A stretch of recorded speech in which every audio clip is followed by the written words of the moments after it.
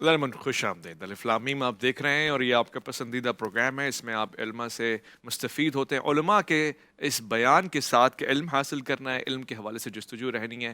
اور میں نے آج کوشش بھی یہ کی ہے کہ آج علماء ہی سے سوال پوچھا جائے کہ کیا ذمہ داری ہے احسن طریقے سے معاشرے کی اصلاح میں کس طرح سے کردار نبھایا جائے.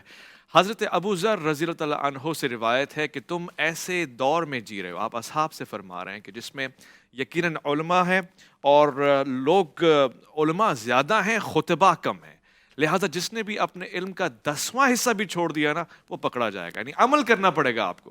پھر ایک ایسا دور آئے گا کہ جس میں خطباء زیادہ ہوں گے, علماء کم ہوں گے. ایسے میں جس نے 10ویں حصے پہ بھی عمل کر لیا وہ نجات پا جائے گا. شاید کہ آج ہم اسی دور میں جی رہے ہیں. خطباء تو ہیں اور دلوں کو لبھانے والا خطاب تو فرماتے ہیں, مگر علماء اور باعمل علماء کہاں ہیں؟ پھر ان کا جو ذمہ ہے وہ کب نبھائیں گے؟ اس پہ آج ہم بات کرنے لگے ہیں. ڈاکٹر قاسم محمود صاحب سے یہ سوال پوچھنا چاہتا ہوں.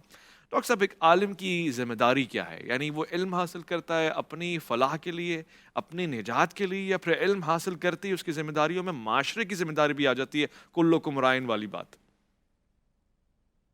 بسم اللہ الرحمن الرحیم. دیکھیے جی, عالم علماء ان کی ذمہ داری یہ مکمل طور پر شریعت نے متعین کی ہے. عقائد دو جہان صلی اللہ علیہ وسلم کتنے شفیق ہے کہ آپ نے ان کو اپنا وارث ٹھہرایا. جب آپ نے ان کو وارث کہا تو وارث کا کام پھر وہی ہوگا جو نبی کا ہے. لہٰذا آج کی جو ٹاپک ہے ہمارے اسلام معاشرے کے حوالے سے, تو دیکھو جی, مسلم معاشرہ اس کے لیے ضرورت کیا ہے؟ تو مسلم معاشرے کے جہاں مسلمان زندگی گزارتا ہے تو وہ اسلامی عقائد اور مسلم ضابطۂ حیات کے تحت گزارتا ہے. صحیح. اور مسلم معاشرے کی بنیاد اتباع رسول, اطاعت رسول اور اللہ رب العزت کی فرمان برداری ہے. بے شک. اس کی تشریح علماء کے ذمے ہے, وہ ان کی تشریح کریں گے, حکام اس کی تنفیذ کریں گے. لہٰذا مسلم معاشرے کے لیے یہ چیز ضروری ہے کہ اگر ان کو کوئی حکم چاہیے, وما آتاکم الرسول فخذوہ وما نہاکم عنہ فانتہوا, یہ ہم نے لمیٹڈ کر دیا آج صرف عبادات تک اپنے دین کو, کہ وہ نماز ہے, روزہ ہے, حج ہے, زکوٰۃ ہے, اور آپ عمرہ کر لے, بس یہ ہو گیا ہمارا دین. حالانکہ وہاں ہمیں حکم یہ دیا ہے کہ آپ کے عقائد, آپ کے عبادات, آپ کے معاملات, آپ کے معاشرت, آپ کے اخلاقیات, یہ پورے کے پورے آقائے دو جہان صلی اللہ علیہ وسلم کے کامل اتباع میں ہوں. صحیح. اگر معاشرے میں عالم کو آپ ہٹاتے ہیں تو یہ ہمیں کون بتلائے گا؟ لہٰذا صحیح معاشرے کے لیے عالم کی اتنی ضرورت ہے کہ دھڑکتے ہوئے دل سے بھی زیادہ اور آکسیجن سے بھی زیادہ ضرورت ہے. اچھا, اتنی زیادہ ضرورت. صرف عالم کی یا عالم بالعمل کی؟ عالم بالعمل مراد ہے. عالم ہوتا ہی باعمل ہے. عالم تو سارے عالم ایسی ہوتے ہیں؟ نہیں, جو باعمل ہوگا اسی کو عالم کہلایا جائے گا. علماء سو کہاں چلے گئے؟ وہی کہہ رہا ہوں, جو عالم باعمل ہوگا, جب اس کے اوپر ہم آتے ہیں. جی تھوڑا سا آپ ہمارے ساتھ دیں. جی. اس کے ساتھ اگر آپ دوسری طرف پر اس بات کو ایک اور پہلو پر لے لیں تو ہماری اسٹرکچر دین کا پورا نبوت پر ہے کہ آپ علیہ الصلوۃ والسلام سے اللہ نے حضرت آدم سے لے کر رسول اکرم صلی اللہ علیہ وسلم تک اس طائفہ منصورہ کو جو منتخب فرمایا امت کے لیے, کیوں؟ یہ امت کے اصلاح کے لیے آئے. لہٰذا اس چیز کو اگر ہم دیکھتے تو آپ علیہ الصلوۃ والسلام نے جو کام کیا ان کا دائرہ کار 3 امور تھے: رسالت, اسوہ حسنہ اور تبلیغ. رسالت کیا تھا؟ کہ اللہ کی ہدایات لے کر کے انسان کے پاس آنا. صحیح. اور پھر صرف انسانوں کو بتانے کے لیے نہیں بلکہ عملی طور پر کر دکھایا. سبحان اللہ. لقد کان لکم, ہمیں بتلا دیا گیا کہ تمہارے لیے تحقیق رسول اکرم صلی اللہ علیہ وسلم کی زندگی نمونہ ہے. ٹھیک ہے. اور ہمیں آئیڈیل بتلا دیا کہ میرے جیسے ہو جاؤ تو تم دنیا بھی پالو گے اور آخرت بھی پالو گے. اچھا, اس کے ساتھ پھر اس پر بھی نہیں رہا اور ہمیں وسیلہ بتایا کہ بھائی اس کی تبلیغ کرو, اور تمہاری جو شان ہے, تمہاری جو رفعت ہے, تمہاری جو اکرام ہے, وہ اللہ نے قرآن میں طے کیا ہے, کنتم خیر امت اخرجت للناس, اور بتلا دیا کہ تم ایک بہترین امت ہو. یہ اب تمہاری فریضہ ہے کہ تم نکلو, لوگوں کو اچھی باتوں کی تلقین کرو, برے سے ان کو روکو. آپ کی اچھی سوسائٹی اس سے تعمیر ہوگی. اور بہترین سوسائٹی جب وہ ہے کہ جس میں جبر نہ ہو, ناانصافی نہ ہو, اس میں عدل ہو, انصاف ہو, एक दूसरे के इकराम हो, एक दूसरे के साथ मुरव्वत के साथ हम चले, एक दूसरे को समझे। ठीक है। ये तमाम चीज़ें हमें तब मिलेगा कि आका के इन तीन उसूलों पर हम चले। लिहाजा हमें फरमाया कि इसके लिए अतीउल्लाह व अतीउर रसूल, ठीक है, अल्लाह और अल्लाह के रसूल की इताअत को हम पर फ़र्ज़ करार दिया गया। इस फर्जियत के निभाने के लिए ता क़यामत तक अल्लाह के नबी ने इस मसले का हल निकाल करके फरमाया कि उलमा मेरे वारिस है, आप उनसे इसके एतबार से हिदायत लो, रहनुमाई लो, वो आपको बतलाएंगे। लिहाजा आप देखते हैं कि हम कोई भी हुक्म ले करके उसके ऊपर अमल करते हैं तो उसके ऊपर अमल उस वक़्त होगा कि जब उलमा उसकी तशरीह करे, जब उलमा उसको बयान करे, जब उलमा उसको समझाए। जब उलमा उसको समझाएंगे तो उसके बाद उसके ऊपर अमल होगा। इसलिए माशरे में दो उलुल अमर है, एक उलमा और दूसरा हुक्काम। लिहाजा माशरे के सुधारने इन दोनों के सुधारने पर मौकूफ है। ये दोनों ठीक होंगे, माशरा ठीक होगा। अगर इन्होंने थोड़ा सा सुकुम और थोड़ा सा वो ठीक है तो उसके एतबार से फिर यहाँ भी वो कमजोरियाँ आएगी। ठीक है। इसलिए रसूलुल्लाह सल्लल्लाहु अलैहि वसल्लम ने हमें इस्लाह के एतबार से जो तालीमात दी, कुरान ने भी हमें हुक्म दिया कि तुम आपस में भाई हो और अगर एक तुम में से आपस में कोई लड़ाई हो जाए तो तुम उनका सुलह करो। ठीक है। आप अलैहिस्सलातु वस्सलाम ने इस सुलह को अपने मस्जिद के एतिकाफ से अफजल करार दिया। और फिर उसके साथ आगे ये है कि हज़रत अब्दुर्रहमान इब्न अब्ज़ा रज़ियल्लाहु ताला अन्हु की रिवायत है और वो फरमाते हैं कि आक़ाए दो जहान सल्लल्लाहु अलैहि वसल्लम ने फरमाया कि वो उन लोगों को क्या हुआ कि वो उनके करीब में मौजूद लोगों से इल्म नहीं सीखते हैं, दानिश नहीं सीखते हैं और फिर अपनी ज़िंदगी तर्ज़ ज़िंदगी नहीं सीखते। और दूसरी तरफ पर फरमाया कि उन लोगों को क्या हुआ कि वो अपने पड़ोसियों को इल्म और दानिश नहीं सिखाते और उनको अहकामात नहीं सिखाते हैं। लिहाजा ये इतने फ़ज़ाइल आने के बाद अब उलमा भी सुस्त है, आवाम भी सुस्त है और ममलकत के हुक्काम भी सुस्त। ठीक है, मैंने ये सवाल आपसे पूछना है। डॉक्टर साहब, आपकी गुफ्तगू में इतना प्यार, इतनी लताफत, इतनी हिकमत है, साथ साथ ये कि वो जो तीन बातें आपने बताई कि रिसालत माब सल्लल्लाहु अलैहि वसल्लम हिदायत की तरफ लेके जाना, फिर तबलीग का एक हिस्सा आपने फरमाया, वहाँ पे मेरे जहन में सवाल भी उठा है। मैं वफ़ी की तरफ जा रहा हूँ, मैं लौट कर आऊँगा तो ये सवाल पूछूंगा। वहाँ पे तो कुरान कह रहा है हुवल्लज़ी बअसा फ़िल उम्मीयीन रसूलन मिनहुम यतलू अलैहिम आयातिही व युज़क्कीहिम। वो तज़किया नफ्स का काम उलमा ने छोड़ दिया है और फिर तावीलात कुरान, अहकामात कुरान वो बताना सिर्फ उलमा ही की जिम्मेदारी है। फिर आपने दूसरी बात की कि दो उलुल अम्र हैं, तो ये नहीं हो सकता कि जो आलिम है वही उलुल अम्र हो। मैंने लौट कर आना है, ये सवाल पूछना है। अलिफ लाम मीम में आपका इंतजार रहेगा।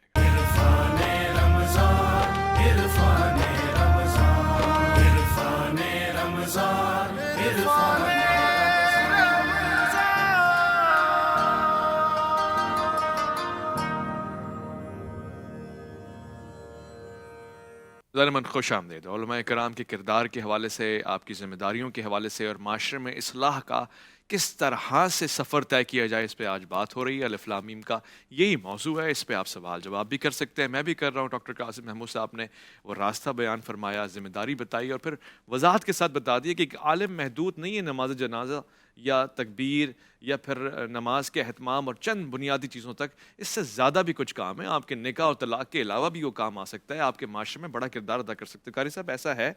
और अगर ऐसा है तो फिर हम क्यों मुतनफ़र होते जा रहे हैं आलिम दीन से? क्या हमने सही चेहरा नहीं पेश किया अंबिया के वारिस का? जज़ाकुमुल्लाह।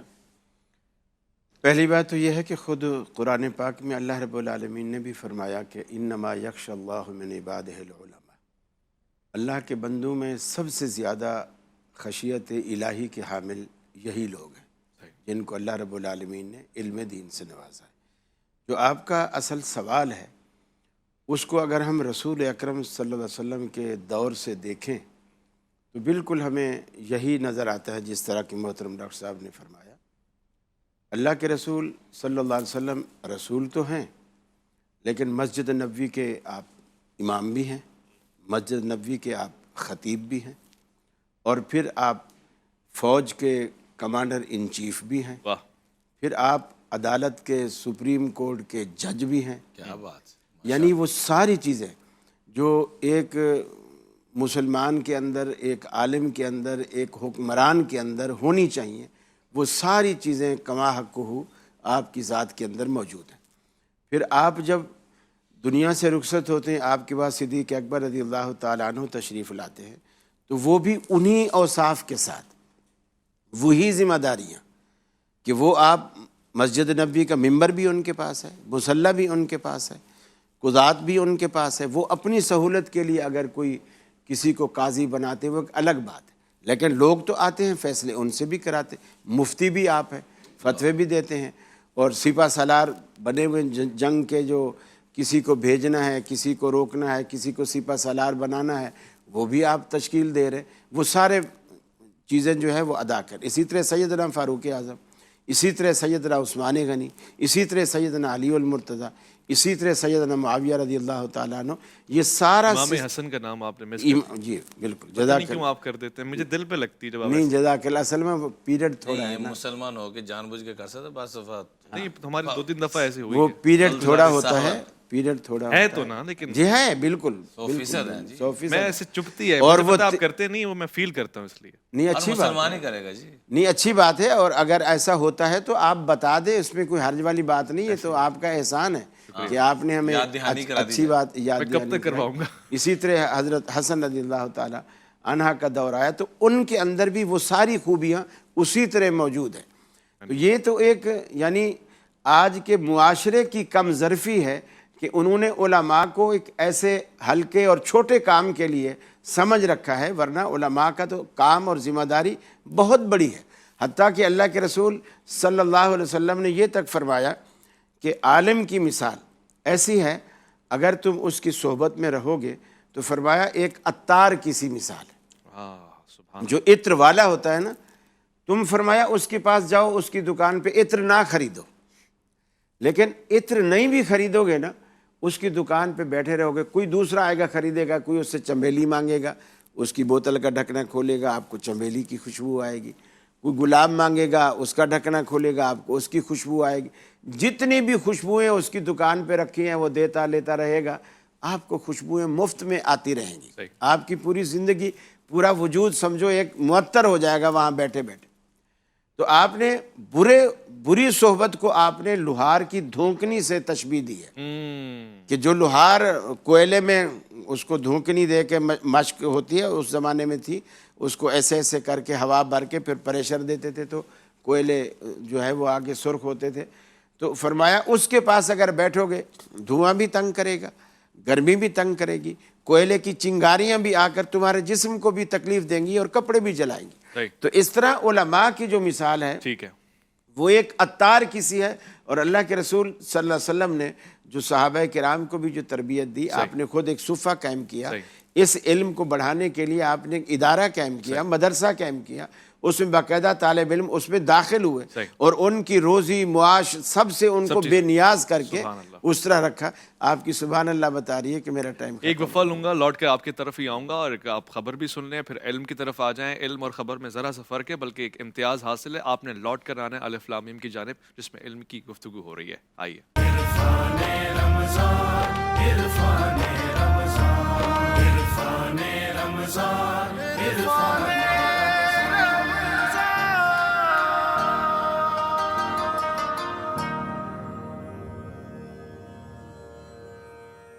من خوش آمدید. علماء کے حوالے سے گفتگو ہو رہی ہے. میں نے ایک پہلو تو رکھا کہ ایک چیز تزکیہ نفس ہے، وہ شاید روحانی معاملات میں ہو جاتی ہے، اور اس حوالے سے تصوف کو تو ہم ایک اعزاز دیتے ہیں کہ وہاں کام ہوتا ہے، مگر ایک عالم دین کا عملی میدان میں بھی کردار ہے. پھر مصلی پہ بھی وہ امامت کے لیے کھڑا ہوتا ہے، پھر وہ مساجد کے معاملات بھی حل کرتا ہے. اس وقت جو اہمیت ایک عالم کی ہے نا، کم و بیش وہی ایک مسجد کی ہے. یعنی مسجد بھی ہمارے لیے ایسی ہے کہ بس نماز چل پڑھ لی آپ نے، آ گئے، افطار کر لی، آ گئے، عبادت کر لی، آ گئے. میرے حساب سے تو اس کو ایک فلاحی ادارہ ہونا چاہیے، اور اس کی مثال آپ کو مسجد نبوی سے ملتی ہے کہ رسالت مآب صلی اللہ علیہ وآلہ وسلم نے وہ نظام قائم کیا کہ مسجد سے فیصلے ہو رہے ہیں. دنیا کے بڑے بڑے پیشوا، یہاں تک کہ سفیر مسجد نبوی میں آ رہے ہیں، اور وہیں سے بات ہو رہی ہے. ڈاکٹر صاحب آپ سے گفتگو ہو رہی تھی، آپ نے خوبصورت سی تمہید پیش کی. سوال یہ ہے کہ تزکیہ نفس بھی ہو رہا ہے، علماء کرام اس پہ بھی کام کر رہے ہیں، اصلاح کیسے ہوگی معاشرے میں علماء کے ہاتھوں سے؟ جزاک اللہ. پہلی بات تو یہ ہے کہ یہ جو مساجد، مدارس، یہ یوں سمجھ لیجئے یہ بھی چھوٹے چھوٹے ادارے یا چھوٹی چھوٹی ریاستیں ہیں. صحیح. اور ان ریاستوں کے اندر جو حکمران ہوتا ہے وہ وہی عالم اور خطیب ہوتا ہے. صحیح. ان ریاستوں کے اندر جو مسجد میں جتنے نمازی آئے بیٹھے ہیں وہ سارے ان کی رعایا ہیں. جی جی یہ جو ممبر اور محراب سے جو آواز جاتی ہے نا، یہ لوگوں کے لیے ایک اصلاح کی آواز ہوتی ہے. اب یہ لوگوں کی ذمہ داری ہے کہ اس کو اپنی زندگی میں لا کے بسائیں اور اس پر عمل کریں. خطبہ اس لیے ہمارے ہاں تو یعنی کاہلی اور سستی کا یہ عالم ہے کہ مسجدوں میں بھی یہی لکھا ہوتا ہے کہ یہاں جمعے کی نماز اتنے بجے ہوتی ہے، حالانکہ یہ نہیں لکھنا چاہیے. اچھا یہ لکھنا چاہیے یہاں خطبہ اتنے بجے شروع ہوتا ہے. لوگ کیا کرتے ہیں، پوچھتے ہی جمعے کی نماز ہے. خطبہ وہ پہلے جو آدھے پونے گھنٹے کا خطبہ ہے وہ چلا جائے، جب نماز کھڑی ہونے والی ہو پھر وہ تشریف لائیں تاکہ کچھ سننا نہ پڑے. صحیح. حالانکہ حضرت عائشہ صدیقہ رضی اللہ تعالیٰ عنہ فرماتی ہیں جمعے سے پہلے جو عام دن ہوتے ہیں یہ ظہر کی نماز پڑھی جاتی ہے اور اس کی 4 رکعتیں ہوتی ہیں، اور جمعے والے دن اسی ظہر کو ختم کر کے اللہ تعالیٰ نے اس کی جگہ جمعہ رکھا. فرمایا پھر جمعے کی بھی 2 رکعتیں کم کر کے اس کی جگہ خطبہ رکھا. سبحان اللہ. تو جو شخص خطبہ نہیں سنتا ہے، خطبے میں شامل نہیں ہوتا ہے، تو سمجھو اس نے بہت بڑا خسارہ اور نقصان کیا. اور یہ ہفتہ واری ایک تدریس اور تعلیم ہے، ایک لیکچر ہے کہ بندہ جو مدرسے میں داخل ہو کر دین کا علم حاصل نہیں کر سکتا، اگر وہ ہر جمعے بھی ٹائم سے پہلے پہنچے اور خطیب صاحب کی مکمل گفتگو سنے، پھر علماء کی بھی یہ ذمہ داری ہے وہ لوگوں کو ہیر رانجھے کے قصے نہ سنائے خطبے میں. قرآن و سنت کی وہ تعلیمات جو مؤثر ہیں اور جس مقصد کے لیے وہ خطیب ہے وہ باتیں سنائے تاکہ لوگوں کے ذہن بھی منور ہوں، دل بھی منور ہوں، عقلوں کے زنگ بھی اتریں، اور پھر ان کی زندگی میں صحابہ کرام کی سیرت کے نمونے اور وہ چیزیں بھی. ڈاکٹر صاحب ایک کال آ گئی آپ ہی کے لیے، شاید یہ کال ہے، سوال پوچھے گا. میں نے گمان اس لیے کیونکہ ٹائم ڈاکٹر صاحب کا چل رہا ہے. السلام علیکم ورحمۃ اللہ. وعلیکم السلام. جی ہاں میں شہزاد بات کر رہا ہوں کراچی سے. فرمائیے شہزاد. میرا سوال یہ ہے کہ محمد انجینئر صاحب فرماتے ہیں کہ جو ہے فرقہ واریت جو ہے، جو فرقہ جو اللہ کے نبی نے بھی منع فرمایا کہ فرقہ مت بناؤ، اور حدیث قرآن میں بھی آتا ہے کہ فرقہ واریت مت بناؤ. اس کے باوجود یہ جنازے بھی پڑھتے ہیں، قرآن خوانیاں بھی کرتے ہیں، اور یہ جو ہے میتوں پہ بھی جاتے ہیں. تو قرآن تو منع کرتا ہے کہ بھائی ان کے پیچھے مت پڑھو نماز. تو یہ بھائی کہاں سے یہ آ گیا؟ کن کے پیچھے مت پڑھو؟ کن کے پیچھے مت پڑھو؟ نہیں سمجھ نہیں پایا میں یہ سوال. آپ سمجھ پائے مولانا صاحب؟ ان کے پیچھے نہیں سمجھ نہیں پایا. وہ انجینئر کی بات کیا کی اور اس کے بعد یہ کیا کی، میں آخر سے آپ سمجھ پائے؟ آخری بات ہماری بھی سمجھ میں نہیں. چلیں جو پہلی بات یہی سمجھ میں آئی کہ فرقہ واریت نہ کرو. تو اچھی فرقہ واریت سے بچنا چاہیے، اس کا تو حکم ہے. اتفاق ہے، سب کا اتفاق کرتے سب ہے، مگر اتفاق سب کو ہے. جی جی ایسا یہ اتفاق ہے کہ جس میں اختلاف ہے. نہیں، یہ یہودیوں کو یہودی رہتے ہوئے، عیسائیوں کو عیسائی رہتے ہوئے قرآن نے دعوت دی، تعالوا الی کلمۃ سواء بیننا و بینکم اللہ نعبد الا اللہ ولا نشرک بہ شیئا. یہ جو ہمارے مشترکات ہیں تقریباً جتنے بھی ہیں، حتیٰ کہ شیعہ بھی انکار نہیں کرے گا کہ توحید ہمارا مشترکہ مسئلہ نہیں ہے. نہ مانے ایک دوسری بات ہے، لیکن کہے گا ضرور کہ ہم توحید کو مانتے ہیں، مشترکہ ہے اسی بالکل. تو یہ جو ہماری مشترکات ہیں کم از کم ہم ان پر تو ایک ہو سکتے ہیں. صحیح کہہ رہے ہیں، بالکل صحیح کہہ رہے ہیں. رام رشید صاحب آپ ذرا بیان فرما دیں نا، یہ اتفاق پہ تو آنا چاہیے، پھر مولوی ایسے کیوں کرتا ہے؟ اب مجھے کہنا چاہیے کہ ادھر اس کی مسجد میں مت جاؤ. اب قاری صاحب نے بڑی اچھی بات کی کہ ریاست ہے، ایک سربراہ ہے، مگر یہ کیا ہے کہ اس کی ریاست میں گئے تو ویزا نہیں لگے گا، میری میں آئے تو نہیں کھڑے ہوں گا، اس کے پیچھے نہیں جاؤں گا. یہ کب ختم ہوگا؟ اصل میں نا ویس بھائی جان، جب ایمان کمزور ہوتا ہے تو اخلاقیات کی گراوٹ بہت نیچے آ جاتی ہے. یہ خالی علماء میں نہیں ہے، آپ سیاست میں دیکھیں تو وہاں بھی اس سے بڑھ کر آپ کو شدت نظر آئے گی. آپ جتنے بھی ادارے ہیں پھر اس میں آگے ڈیٹیل میں جائیں گے وہاں بھی یہ نظر آئے گی. پھر لسانیت قومیت کو دیکھیں گے وہاں بھی یہ چیز نظر آئے گی. وجہ کیا ہے کہ اخلاقیات ایمان کے بقدر نصیب ہوتی ہیں. آج ہمارا مجموعی طور پہ دیکھا جائے تو رب سے ربط جو ہے وہ بڑا کمزور ہو چکا ہے. اس میں 2 چیزیں پیش کرنا چاہوں گا. سب سے پہلی چیز تو علماء کی ذمہ داری کیا ہے اور عوام کی ذمہ داری کیا ہے، دونوں چیزوں کے بارے میں ایک طرز کروں گا. اور عوام کی طرف سے کیا کوتاہی ہو رہی ہے اور علماء کی طرف سے کیا کوتاہی ہو رہی ہے وہ عرض کروں گا. سب سے پہلا فرق جس نے ہمیں اس دہانے پہ آگے کھڑا کر دیا کہ ہم دین سے بھی دور، دینداروں سے بھی دور، وہ ہے مسٹر اور ملا کے درمیان ہم نے ایک بہت بڑی دیوار قائم کر دی ہے. مسٹر ادھر آنے کے درمیان، جی بھائی کیا بات ہے، مسٹر اور ملا کے درمیان ہم نے ایک دیوار قائم کر دی. یہ دوزخی ہیں، یہ جنتی ہیں. اس دیوار کو ختم کرنا ہے. ہر عالم کو جیسے ماشاءاللہ قرآن و حدیث پہ گرفت ہے، امام الانبیاء جیسے ہر چیز میں گرفت لے رہے ہیں، صحابہ کرام پوری دنیا کے اوپر چند سالوں میں حکومت کر کے دکھائی، حضور کے ایسے شاگرد بنے. صحیح. تو آج بھی علماء چونکہ سارے ادھر سے ہی فیض لے رہے ہیں، چاہے وہ کسی بھی مکتبہ فکر سے تعلق رکھنے والے ہیں، اگر وہ اس روش پہ نہیں چاہ رہے تو وہ سمجھ لیں کہ وہ وراثت کا حق ادا نہیں کر رہے. واہ، بہت گہری بات کی. میں کالر بھی لے لوں ساتھ میں، جڑ جائے گا ہمارے ساتھ، کیا پتہ اسی ٹاپک سے ریلیٹڈ اس کے پاس سوال بھی ہو. جی السلام علیکم ورحمۃ اللہ. وعلیکم السلام کون صاحب کہاں سے کیا فرمائیں گے؟ سر میں وسیم بات کر رہا ہوں لاہور سے. جی فرمائیے.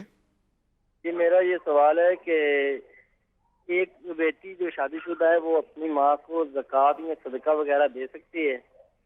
اچھا ٹھیک ہے، آپ کا اچھا سوال ہے، میں نے لے لیا، محفوظ کر لیا. مولانا صاحب کی گفتگو پوری ہو جائے پھر میں اس کا جواب لوں گا. جی مولانا صاحب. گزارش ہے کہ اگلا سوال بھی گفتگو کے آخر میں لے میں لے لوں گا انشاءاللہ. وہ ہمارے دوست ہیں، وہ نہیں سمجھتے، وہ کہتے ہیں ادھر ہی کاٹنا. نہیں یہ بھی آداب ہم نے سیکھنے ہیں، اس خالی اسی سوال میں نہیں بلکہ قرآن تو کہتا ہے آپ کسی کے گھر میں چلے جائیں. مثال کے طور میں آپ کے گھر میں آ گیا ہوں، میں پنجاب سے آیا ہوں یا دبئی سے کہیں سے بھی آیا ہوں، اور آپ کہتے ہیں کہ بھئی میں ابھی مصروف ہوں، میں ابھی نہیں مل سکتا، تو قرآن کہتا ہے واپس چلے جاؤ اور اس کو برا بھی نہ محسوس کرو. اور ہم کال نہ اٹھانے پہ ساری زندگی کے لیے اس کو بلاک کر دیتے ہیں. اللہ کا واسطہ ان اخلاقیات کو تھوڑا ہمیں سیکھنا چاہیے کہ تو واش روم میں جہاں پر بھی میری کال تو اٹھا سکتا تھا. ہاں جیسے فون چپکا ہوا ہے اس کے ہاتھ ایسے نہ کریں. اور فون کو ہم نے اتنا وہ اپنا فرض سمجھ لیا کہ جیسے ایمان 24 گھنٹے ضروری ہے، نماز پڑھیں تو اسی کو دیکھ رہے ہوتے ہیں، نماز سلام پھیرتے ہی کہ قبولیت کا میسج آ گیا کہ نہیں آیا. تو ان چیزوں سے ہمیں تھوڑا سا نکلنے کی ضرورت ہے. گھنٹی پہ بٹن رکھیں گے جب تک دھواں نہیں نکلے گا، جب تک بٹن. جی تو گزارش یہ ہے جی کہ مشتر اور ملا کے درمیان جو فرق آ چکا ہے اس کو ختم کرنے کی ضرورت ہے. ایسے ہی قبلہ ڈاکٹر صاحب استاد محترم بڑی خوبصورت بات فرما رہے تھے کہ کچھ ہمارے ارباب اقتدار جو اوپر لیول پہ پہنچے ہوئے ہیں، کئیوں کی یہ صورتحال ہے کہ پورا قرآن تو چھوڑیے، قرآن کا لفظی ترجمہ پوچھا جائے نا، لفظ قرآن کا لفظی ترجمہ کیا، تو یہ بھی نہیں آ رہا. اب اس حد تک بیرا روی کہ ادھر جس نے 2-4 لفظ کتاب قرآن کے حدیث کے پڑھے وہ اپنے آپ کو عالم سمجھ رہے. ہمارے استاد فرمایا کرتے تھے کہ جس نے 10 سال بھی پڑھا ہے ابھی اس کی ابتدا ہوئی ہے، ابھی طالب علم بنا ہے، علم آگے ہے. جتنا عوام کے اندر گھلتے چلے جائیں گے، ان کو قریب کریں گے. اب یونیورسٹیز کالجز میں میرا جانا ہوتا ہے، جب تک ہم وہ دیواریں ختم نہیں کریں گے، آپ بھی ماشاءاللہ جاتے رہتے ہیں یونیورسٹیز کالجز میں، جب تک یہ دیواریں ختم نہیں کریں گے کہ عوام چاہے وہ کسی بھی مکتبہ فکر سے تعلق رکھنے والی ہے، چاہے وہ غیر مسلم کیوں نہیں ہے، ان کو پتہ ہے کہ اگر سوال کیا تو پتہ نہیں گستاخ رسول کا فتویٰ لگا کے مجھے قتل ہی نہ کر دیا جائے. یہ خوف بھی ہے، یہ خوف بھی ہے. ٹھیک ہے، ہمارے ہاں یہ واقعہ ہو چکا ہے کہ بیچارہ منتیں کرتا رہ گیا کہ اللہ کا واسطہ مجھے معافی دے دے، میں آپ کا دیش چھوڑ جاتا ہوں کہ نہیں تو نے گستاخی کی ہے، تجھے قتل کرنا ہے. اور وہ یہ کہتا ہے میں کلمہ پڑھتا ہوں کہ نہیں تجھے. گزارش یہ ہے کہ ان شدتوں سے ہمیں نکلنے کی ضرورت ہے. اس کا ایک ہی حل ہے کہ علماء کے قدموں میں بیٹھیں. اور علماء سے میں گزارش کروں گا، عبداللہ ابن مسعود فرماتے ہیں لو ان اہل العلم صانوا العلم ووضعوه عند اہلہ لصادوا به اہل زمانہم. اگر علماء اپنے علم پر عمل کرنے والے ہوں اور اس کو پھیلانے والے ہوں تو یہ خالی مسجد کے نہیں، پورے علاقے کو آپ کہتے ہیں اولی الامر بھی ہوں اور علماء بھی ہوں. تو عبداللہ ابن مسعود اسی بات کا اشارہ فرما رہے ہیں کہ پھر مسجد کے نہیں، لصادوا به اہل زمانہم، اپنے زمانے کے سردار بنیں گے. لیکن فرمایا جو عالم بھی ولکنہم بذلوہ لاہل الدنیا لینالوا به من دنیاہم فہانوا علیہم. اگر کوئی علم رکھنے والا، جیسے کوئی بھی گاڑی چلانے والا ڈرائیور تھوڑی سی بھی سستی کرے گا تو ایکسیڈنٹ ہوگا، نقصان ہوگا.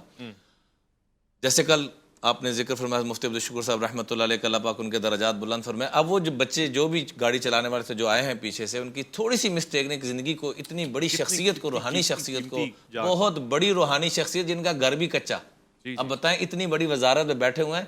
یہی وہ علم کی برکات ہیں ویس بھائی، جس جو ہم چاہتے ہیں نا کہ علم تزکیہ نفس اور کرپشن 1 روپے کی بھی نہ ہو. ٹھیک ہے، ہر طرح سے آپ تسلی کروائیں. میں نے الحمدللہ ان کے قدم میں بیٹھ کے دیکھا ہوں، 1 روپے کی کرپشن سادہ مزاجات. اور ایسے علماء کی برکت سے ہی کہتے ہیں ایک اللہ اللہ کرنے والا ہوگا تو کائنات کا نظام چلتا رہے گا. تو علماء سے بڑھ کے اللہ اللہ کرنے والا کون ہے؟ جس کو قرآن نے کہا انما یخش اللہ من عبادہ العلماء. اور آخری بات، آقا علیہ الصلوۃ والسلام سے پوچھا گیا کہ امت کے بدترین برے لوگ کون ہوں گے؟ آپ نے فرمایا برائی کے سوال مت کرو. اچھا، برائی کے سوال. پھر فرمایا کہ اگر تم نے پوچھ لیا تب سنو، میری امت کے سب سے بدترین لوگ وہ ہوں گے جو علماء سو ہوں گے. اور فرمایا کہ کل قیامت کے دن سب سے پہلے جو آگ جلائی جائے گی، جی اول من تسعر به النار، سب سے پہلے جو آگ جلائی جائے گی اور جس سے آگ کو دہکایا جائے گا، اللہ میری پوری امت کی حفاظت فرمائے، ہم سب کی حفاظت فرمائے. فرمایا وہ کون لوگ ہوں گے؟ وہ علماء جو اپنے علم پر عمل نہیں کرتے تھے اور اپنے علم کی بنیاد پر دوسروں کو گمراہ اور فرقہ واریت کی طرف لے کے آتے تھے. اور آخر میں چھوٹی سی گزارش یہ کرنا چاہوں گا کہ اللہ کا واسطہ ہے کہ ہمیں جو بھی علم سے نسبت رکھنے والے ہیں، جب خلفائے راشدین، عشرہ مبشرہ، امام الانبیاء تجارت کر سکتے ہیں تو ہمیں بھی اپنی تجارت کی بنیاد پر گہرا پہلو ہے. میں نے اس پہ بات کرنی ہے اتنی آسانی سے نہیں. آپ نے فرمایا کہ جو تجارت ہے یا کوئی پیشہ ہے، جو کاروبار ہے، یعنی اس کرسی کو میں اپنی آمدنی تجارت کا ذریعہ نہ بناؤں. میں نے اس پہ بڑی گہرائی سے بات کرنی ہے. وجہ یہ ہے کہ بہت سے لوگ اسی کو اپنا نان نفقہ سمجھتے ہیں، اسی کو اپنا نہیں کسب سمجھنا سمجھتے چاہیے. ہیں، فقط اسی پہ دار و مدار ہوتا ہے. میں نے اس سے بات کرنی ہے. مگر قاری صاحب وہ سوال جو ہمارے پاس آیا تھا زکوٰۃ کا، جب فرما رہے تھے کہ بیٹی کے لیے اگر اس میں سے کچھ ہو جائے. ویسے اولاد ماں باپ کو اور ماں باپ اولاد کو زکوٰۃ نہیں دے سکتے. صحیح.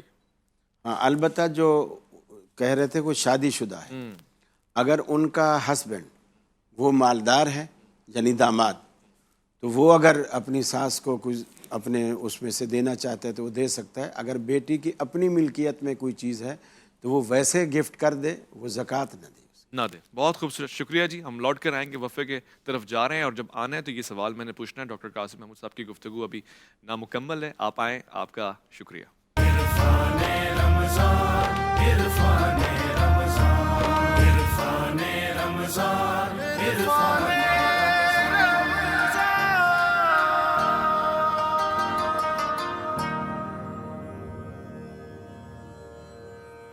اللہ اکبر، سبحان اللہ. پروردگار ہمیں توفیق دے کہ ہمیں جو دیا گیا ہے اللہ کے رسول کی طرف سے ہم وہ لیں، جس سے روکا گیا ہے اس سے رک جائیں. اور بے شک اللہ کے رسول کو پروردگار نے اتنا پیارا بنایا ہے، رؤوف الرحیم خود مالک کہہ رہا ہے، تو پھر اور کیا چاہیے.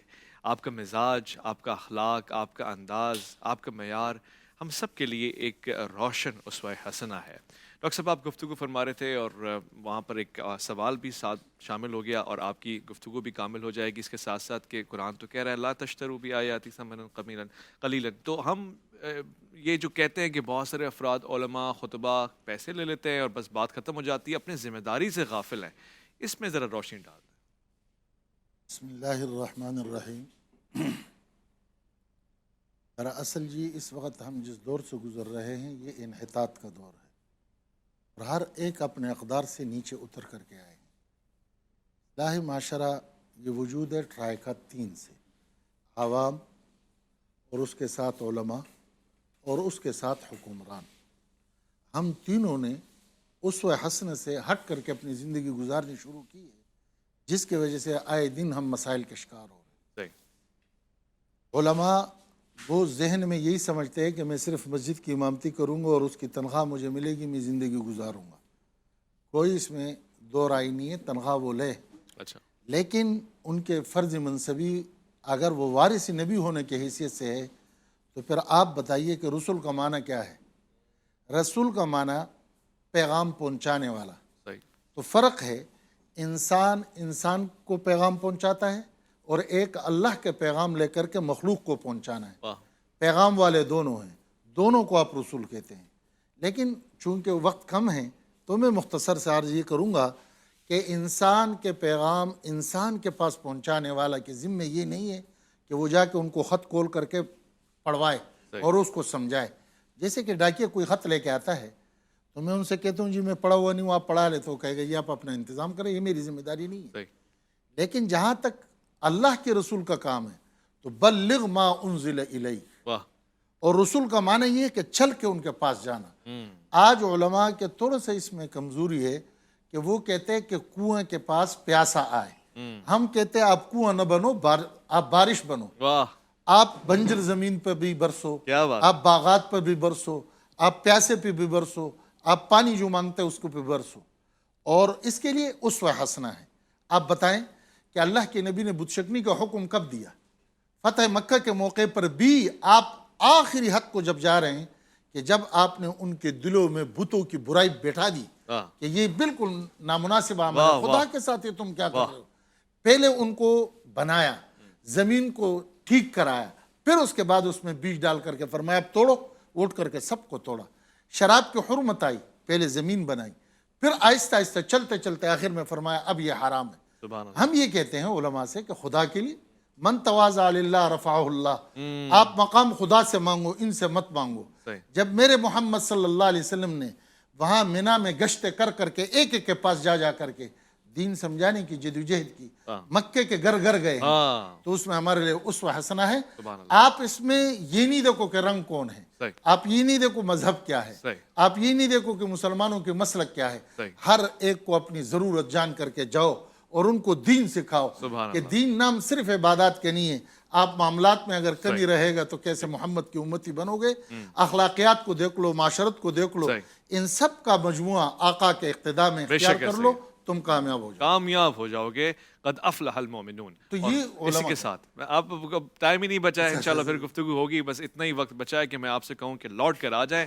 अलिफ लाम मीम में इस वक्त एहतमाम किया जा रहा है दस्तरखान का, इफ्तार का। लोगों को चोटें लग रही हैं, गिर रहे हैं, पढ़ रहे हैं, संभल रहे हैं। बहरहाल हम इफ्तार की तरफ जमा हो रहे हैं, उलमा के साथ इफ्तार करेंगे। दुआओं में आप हमें भी याद रखेंगे, हमारे दस्तरखान पे आएंगे। चैनल आपने स्विच नहीं करना है, लौट कर आना है। हमारी दुआ में आप भी साथ होते हैं, शरीक होते हैं, और हम मांगते हैं उससे जो वहदुल्लाह शरीक है। लौट कर आएँ, आपका इंतज़ार है।